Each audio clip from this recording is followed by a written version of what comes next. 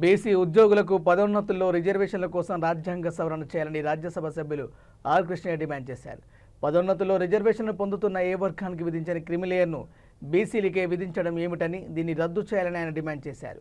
కాచిగూడ అభినందన grand హోటల్లో BC సంక్షేమ సంఘం జాతీయ కన్వీనర్ గుజ్జ కృష్ణ, బీసీ లెక్చరర్ల సంఘం రాష్ట్ర అధ్యక్షుడు కాముని సుదర్శన్ సంయుక్త ఆధ్వర్యంలో నిర్వహించిన రాష్ట్ర సదస్సులో ఆర్ కృష్ణయ్య పాల్గొన్నారు. ఆయన మాట్లాడుతూ ఢిల్లీలో జరిగే కార్యక్రమానికి వివిధ పార్టీలకు చెందిన పార్లమెంటు సభ్యులు, ఆంధ్రప్రదేశ్, తెలంగాణ, కర్ణాటక, ఒరిస్సా రాష్ట్రాల నుండి పెద్ద ఎత్తున బీసీలు పాల్గొంటారని దుయ్యబట్టారు. 76 సంవత్సరాలు గడిచినాయి. ఈ దేశంలోని మెజార్టీ ప్రజలైనటువంటి బీసీలకు రాజ్యాంగబద్ధమైన హక్కులు ఇంతవరకు కల్పించలేదు. రాజ్యాంగ రచన సమయంలో కల్పించలేదు.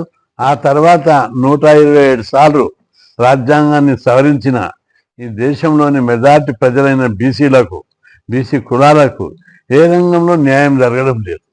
రాజకీయ రంగంలో, విద్యారంగంలో, ఉద్యోగ రంగంలో, పారిశ్రామిక రంగంలో, డెవలప్మెంట్కు సంబంధించిన ఏ రంగంలో కూడా న్యాయం జరగలేదు.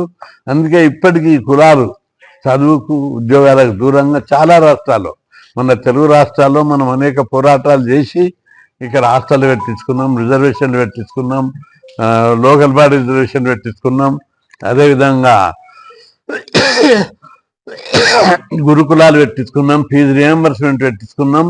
దేశంలో ఎక్కడైన విధంగా ఇక్కడ స్కీములు పెట్టించుకొని ఈరోజు మెజార్టీ బీసీలు చదువుకునేటటువంటి పరిస్థితులు క్రియేట్ చేశాం. మొన్న ఇటీవల మధ్యప్రదేశ్, ఛత్తీస్గఢ్, ఒరిస్సా అవన్నీ రాష్ట్రాలు తిరిగి చూసినప్పుడు అక్కడ బీసీలు చదువుకు దూరంగా ఉన్నారు.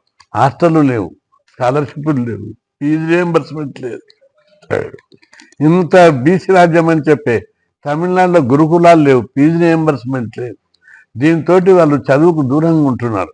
అందుకే బీసీలకు రాజ్యాంగబద్ధమైన హక్కులు కల్పించాలని కోరుతూ ఫిబ్రవరి 6న న్యూఢిల్లీలో ఓ జాతీయ స్థాయి బీసీ సెమినార్ జరపడం జరుగుతుంది.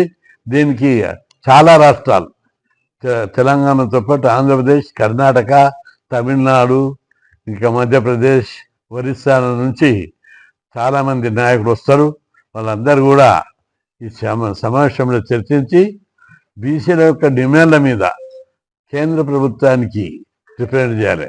ఈరోజు బీజేపీ పార్టీ ఈ గతంలో ఎప్పుడు లేని విధంగా ఒక బీసీని ప్రధానమంత్రిని చేసింది, ఒక ఎస్టీని రాష్ట్రపతి చేసింది, ఇంకొక బీసీని ఉపరాష్ట్రపతి చేసింది, 4 గవర్నర్లను చేసింది, ఇంకా జాతీయ బీసీ కమిషన్కు రాజ్యాంగబద్ధమైన హోదా కల్పించింది, 4 గవర్నర్లను బీసీలను నియమించింది.